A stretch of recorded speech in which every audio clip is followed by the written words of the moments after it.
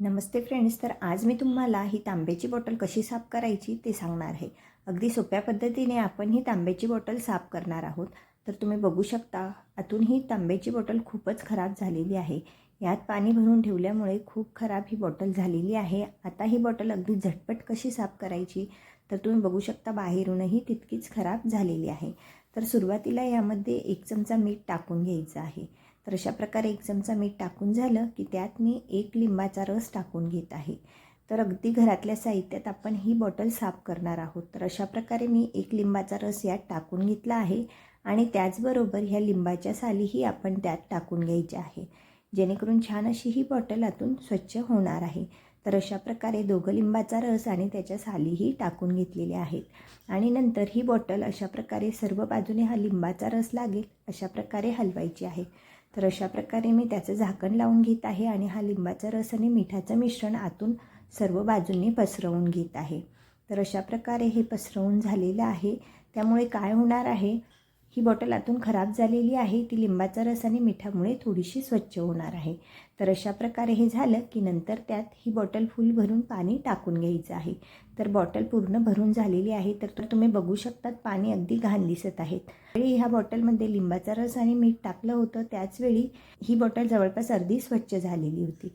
नंतर हे पाणी टाकून झाल्यावर पुन्हा अशा प्रकारे त्याला हलवायचं आहे आणि नंतर ही बॉटल 1 तासासाठी अशीच बाजूला ठेवून द्यायची आहे। तर 1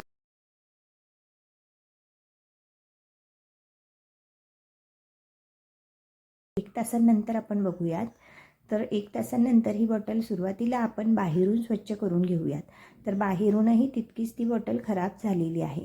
तर ही बॉटल स्वच्छ करण्यासाठी मीठ आणि लिंबाचा वापर करायचा आहे आणि ही बॉटल स्वच्छ करून घ्यायची आहे। तर अशा प्रकारे लिंबू आणि मीठ लावून ही बॉटल मी स्वच्छ घासून घेत आहे।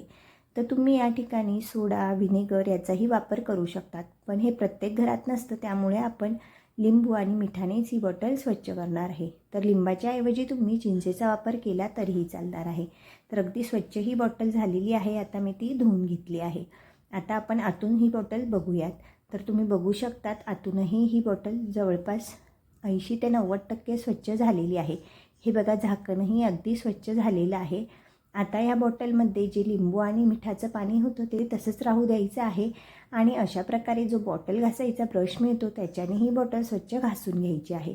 तर हे बघा, अशा प्रकारे सर्व बाजूने व्यवस्थित अशी ही बॉटल घासून घ्यायची आहे।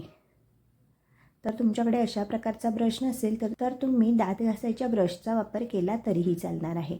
तर अशा प्रकारे व्यवस्थित असं हे मी घासून घेतलेलं आहे आणि तुम्ही बघू शकतात अगदी काळं पाणी याचं झालेलं आहे।